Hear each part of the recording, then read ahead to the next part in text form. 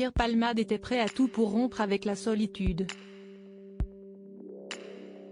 Avant d'être mis en examen pour homicide et blessure involontaire par conducteur ayant fait usage de produits stupéfiants en état de récidive légale après son accident de voiture datant du 10 février dernier, le comédien était de toutes les nuits parisiennes. Des soirées festives placées sous le signe des excès et de la consommation de drogue.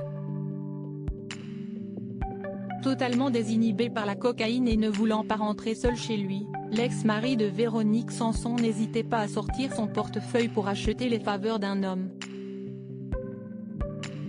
Un fait sur lequel Patrick Adelert est revenu dans un numéro de Ligne Rouge, Pierre Palmade 30 ans de démon, diffusé ce lundi 24 avril sur BFM Télévision.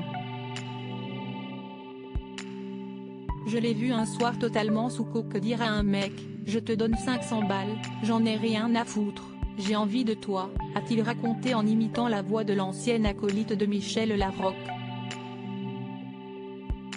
Face à l'attitude de son ami, Patrick Adelert n'a pu s'empêcher de le mettre en garde et a tenté de le raisonner. Je lui ai dit, mais tu es fou Pierre, tu es un mec connu. S'est-il remémoré au fil du reportage. Cependant, Pierre Palmade n'avait que faire des mises en garde de l'imitateur de 65 ans. Dès lors, il n'a pas attendu une seconde de plus pour le rabrouer. Il m'a dit, vas-y casse-toi.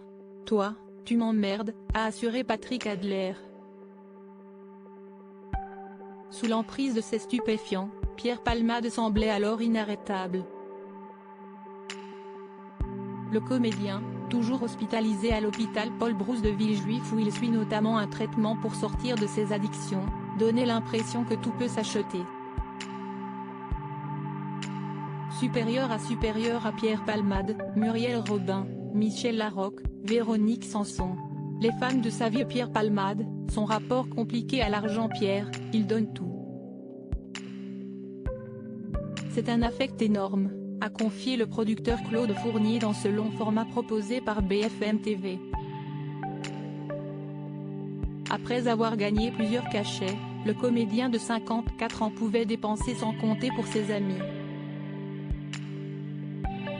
Une attitude qui cachait probablement un profond mal-être. C'est la générosité du type qui ne veut pas être seul, a ajouté son premier producteur au fil de ce reportage. Un caractère dépensier qui a également été dépeint par Patrick Adelert. Pour illustrer ses propos, l'humoriste s'est souvenu d'un repas avec la vedette du triptyque théâtral Ils s'aiment, ils se sont aimés, ils se re-aiment qu'il avait particulièrement marqué à l'époque, il m'invite au restaurant et à la fin je dis, je vais payer. Il me répond, non, non.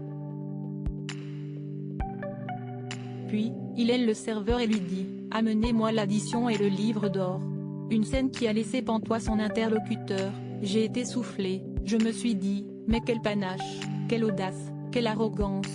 Avec du recul, l'imitateur n'a pourtant pas été plus étonné que ça de l'attitude de l'ami de Patrick Juvet, ça, c'est Pierre, une fois qu'il a la reconnaissance de ses pairs et des journalistes, il lui faut autre chose.